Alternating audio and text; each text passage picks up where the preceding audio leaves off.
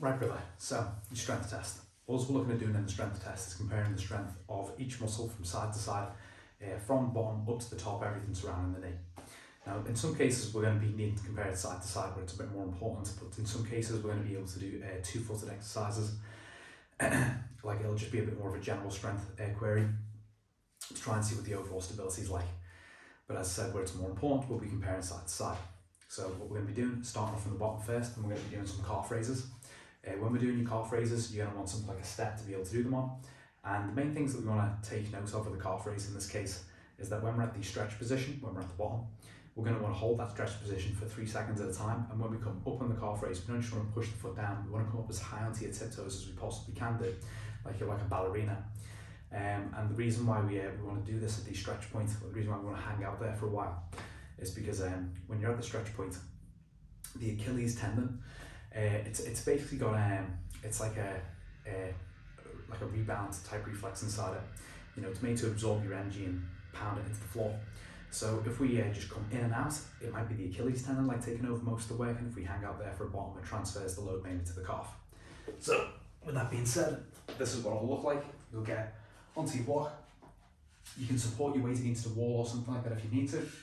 You're going to go shoulders over toes, 1 foot behind the other, drop that heel down as far as you can, get that stretch, 1, 2, 3, up onto your toes, big squeeze at the top, down, 1, 2, 3, and so on.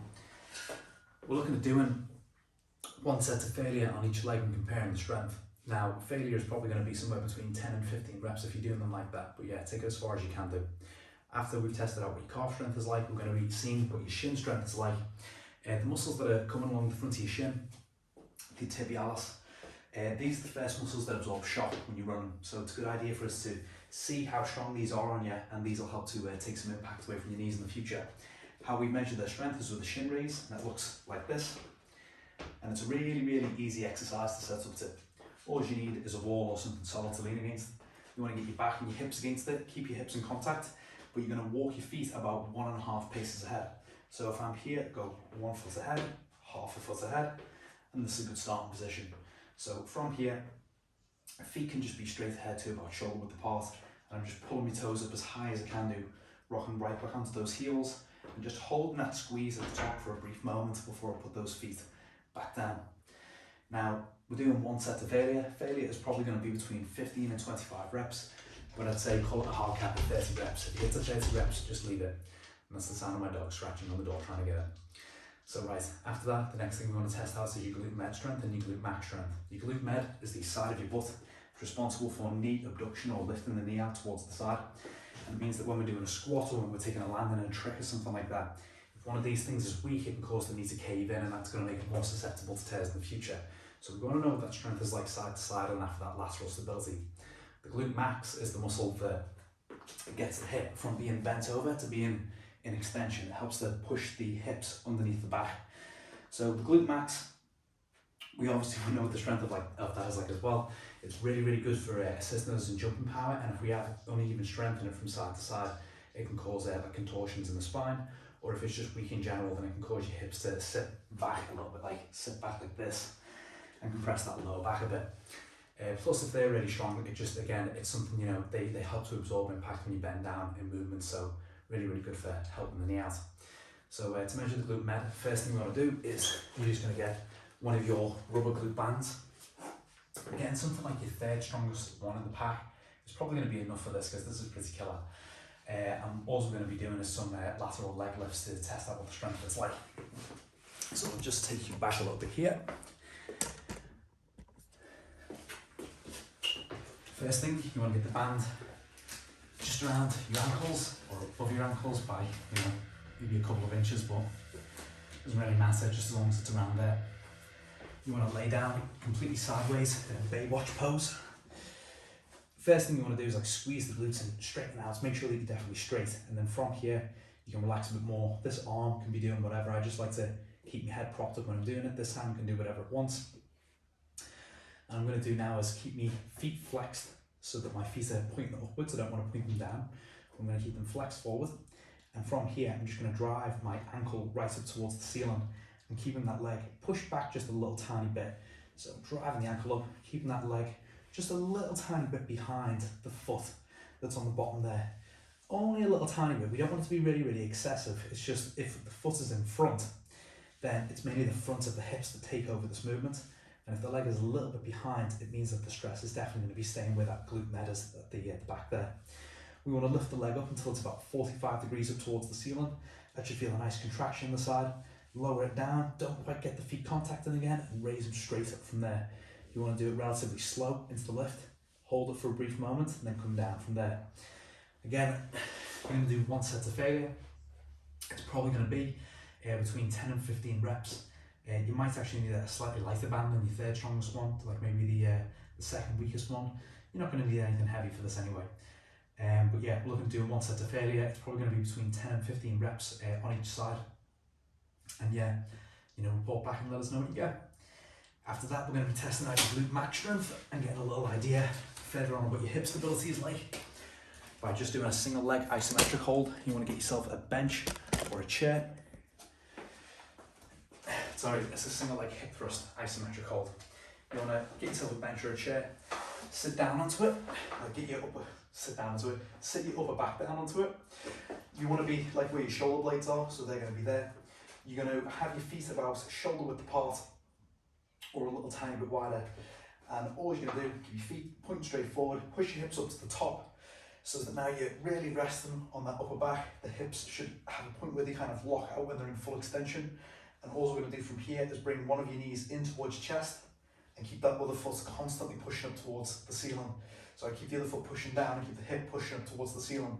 You want to hold this position and you never ever want to stop pushing up. And all we're going to do is hold this position for up to, it's probably going to be about 30 seconds where you come to failure, but I'd say if you can do it for 60 seconds on either side, just leave it as a cap there. But yeah, obviously once you're done on one side, you're going to want to repeat that on the other side. So again, knee just gets brought up, push it into full extension, hold that point from there. When I say hold it, you want to be actively pushing in towards that ceiling the whole time. Don't let yourself rest a little bit. The moment that you break that hip hinge, like just, leave the set there, but you're probably going to have some pretty bad glute agony at that point anyway. So yeah, record the times on either side, let us know what it is that you get from side to side. Right then, now we start getting into some juicy bits. So we're going to have some hamstring, some single leg hamstring stuff done. Best way to do this for you is just going to be using that single leg hamstring curl machine. A couple of pointers that you can have for your form on that, if you don't know already, is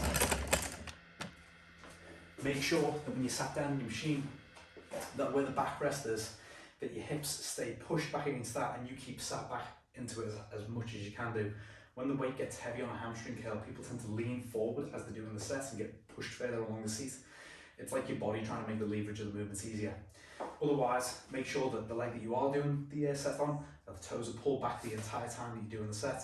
There's always a brief moment of like holding the contraction at the bottom, and you slowly go into full extension every time when you're coming back up, or as much into full extension as you can do. I know a lot of people who have the same knee issue that you have a bit of a problem getting the leg into full extension. So yeah, don't push it for things it's not ready for. But you want to select a weight that is fairly light. You want to do it with your strong leg first, and you want to do it. You want to find something that's going to be failure, but it's going to be failure around 15 to 20 reps, like fairly high in the rep count. If you start going beyond that, but the weight feels kind of difficult, you might just want to do an isometric hold at the end where you hold the weight down and just hold it to failure. But yeah, you want it to be difficult for about 15 to 20 reps. You want to take that leg to failure, like your strong leg, and then you want to go onto your weaker leg after that, and you want to see how close it can get to the other leg's performance. Now, what I would say is that as you are getting closer towards the other leg's performance, in the case that you don't reach there, don't take the leg quite as far as it can humanly go, right? Take it to like 90% as far as it can go. I don't know exactly what condition that leg is in for you just yet, so it's not going to be safe to take it to complete failure, but you want to see how comfortably close it can get to your good leg so that we've got like a reference point to go by there. After that, next thing we're going to want to test out is going to be your hip flexor strength, and this is a cool one, I think you'll like this. You want to get yourself a kettlebell or a dumbbell or some kind of 6-inch object like a ball or something like that would be good. You want to put it on the floor. You want to sit down next to it yourself. You want to get into a straddle position, and you want to have the kettlebell or the bottle or whatever it is near one of the working legs that's going to do this. You want to keep your torso fairly upright when we do this movement right now. You can lean back about 4 or 5 inches, but you don't want to lean back excessively. So doing it near a wall can help you to keep good form. And then all you're going to do is from here, hands either side of that leg, I'm just going to lift it straight up and over the kettlebell. Don't quite touch the floor, straight up and over the kettlebell. Don't quite touch the floor, straight up and over the kettlebell. Every time I do this, we're going to count it as 1 rep. So that's 2 reps, and so on and so forth. And there should be a huge contraction going up towards the top of the hips there. This is for the top of the rectus femoris and the parts of the hip flexors. And yeah, these are just really, really good to get an idea of how strong these are from side to side. This thing goes from the hip all the way down towards the knee, helps to give that patella tendon a lot of stability. But what its job also is its job is hip flexion.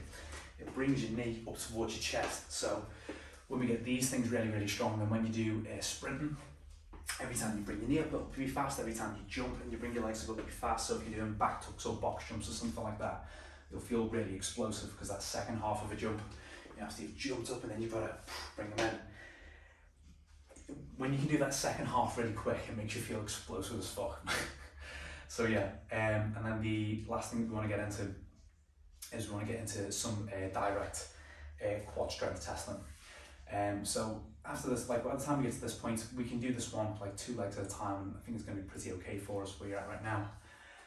All we're going to do is just do a wall test. So, I haven't got a safe. There we go. I've got the rig. I'll just do it against the rig.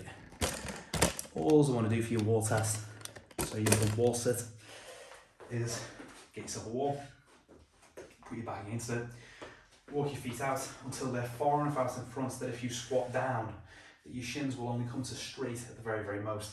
I want you to sit down to about 45 degrees, so your kind of hips are just above where that knee point is, and you're just going to hang out here for a while, and we're just going to see if you can hang out in this position for up to 60 seconds. If you can do it up to 60 seconds, awesome. If you do feel like one leg is getting fatigued a lot faster than the other, please make a little note of it and let us know. So yeah, let's have a little check and see how all those things are.